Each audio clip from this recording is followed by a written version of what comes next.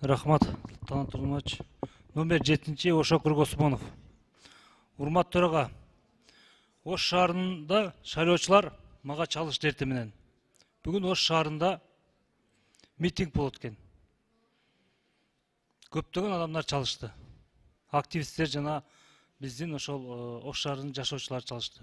Алардын талабы Ош шаарына Азаттыктын өкүлчүлүгү ачылып жатыр, филиалы. Ошону ачылбоо максатында чыгабыз дейт. Ачылбаш керек дейт. Анткени 2010 жылы Ошто Ош окуясы болгон. Өзүңөр жакшы билесиңер. Ошондо Азаттык адилетсиздик кылган, бир багытта маалымат берген, жана ошондой эле келечекте биздин Кыргыз, Тажик, Кытай чекараларына көптөгөн тосуулар болот. Ошону себеп кылып, алар митингге чыгабыз деп жатышат да. Ошондо бир көзөмөлгө алып, бир тапшырма берип койсок. Эми элдин үнү менен да эсептешип коелу.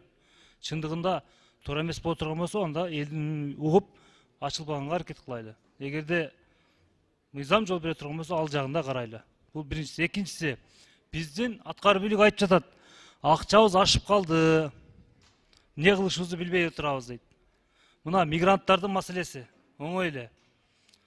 Москвага рейс ачып койбойлубу? Чартер рейс ачып койбойлубу? Ашып калган акчадан 10 000 сомго чейин кылып койбойбу рейсин?